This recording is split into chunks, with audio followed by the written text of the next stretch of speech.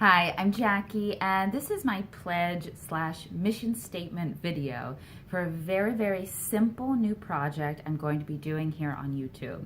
Let me explain to you where I'm coming from, and then I will explain to you precisely what this project is. So I was fortunate enough to be raised with exposure to the Baha'i faith. I was raised a Baha'i, and I am still a Baha'i to this day. And part of that is this fundamentally hopeful perspective on the world in a very practical sense. Baha'is believe in the attainability of a just, peaceful, unified world. Certain important aspects of that include an awareness and acceptance that in order to transform society, a whole lot of shaking will go on. And it's really up to us, you and me, Baha'is, community at large, the extent to how shaky this gets. But that, like a construction site, it is inevitable that old world structures that are no longer relevant, that are in some cases corrupt, will collapse of their own accord. And in my lifetime, I think we're increasingly seeing that every day. Things that used to be sources that we could count on, in whatever aspect of society, are showing up as corrupt or are crumbling. And from the Baha'i perspective, again, these things sort of have to happen. But at the exact same time, from the grassroots, a better world, a better social structure is being created through our own efforts. As much as Baha'is absolutely believe in divine inspiration and assistance, we really believe that the nitty-gritty construction work of this improved, just, equitable society comes from our own efforts. And again, as Baha'is, we're very lucky to have very explicit guidance on what that means, though our own how that manifests in our own life, our own interpretations is diverse and beautiful and amazing and different, but that we do have guidance on how to do this, and that we are the construction workers.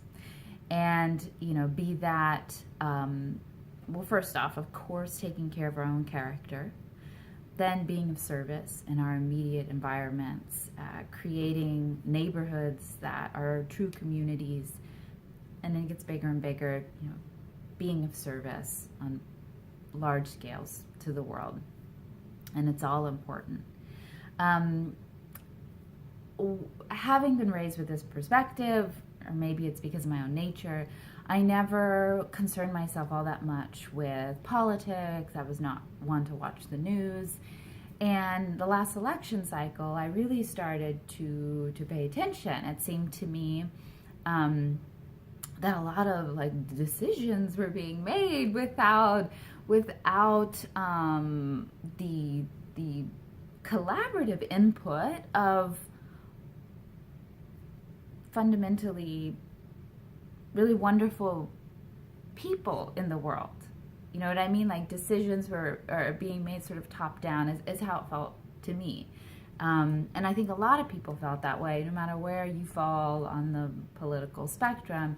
It was just I don't know that what's happening at the highest levels really represents what's valuable to us or what we believe. I started paying more attention, and it's really just been the last several months where I've really gotten into it.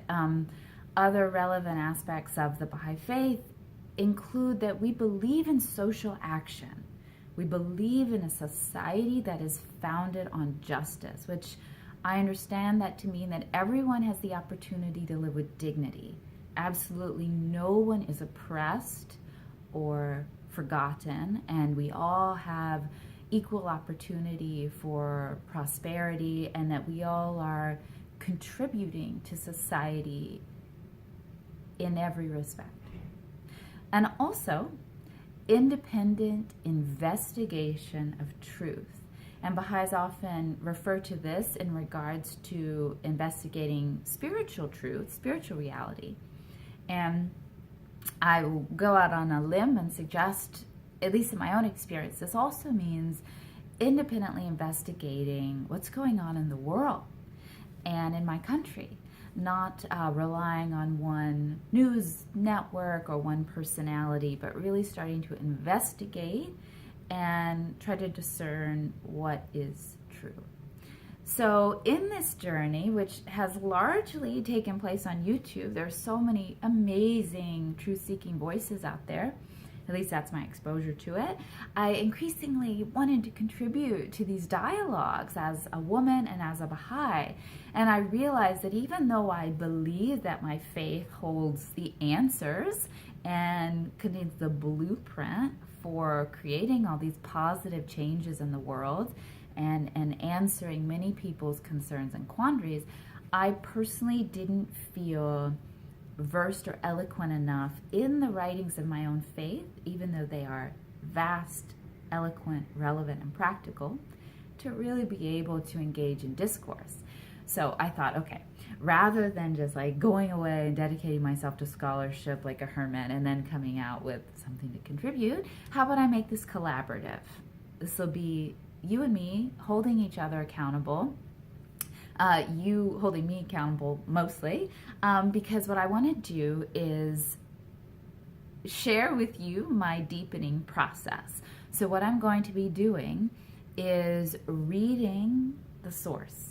I'm going to be reading the most recent letters from the National Spiritual Assembly of the Baha'is of the United States, and then I am going to embark on a regular reading of The Advent of Divine Justice by Shoghi Effendi, and then The World Order of Baha'u'llah by Shoghi Effendi. So if you are someone who learns through listening, or just it'll be a good addition to your own study to be able to hear someone read these letters to you. I will offer a little bit of sort of study guide prompts, but really we're just going right to the source. This isn't even my synthesis of the Baha'i perspective on the state of the world.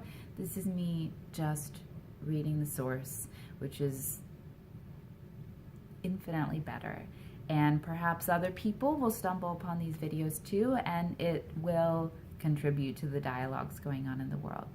So my next video will be a reading of the January 31st letter from the National Spiritual Assembly of the United States called Teaching and the Quest for Justice.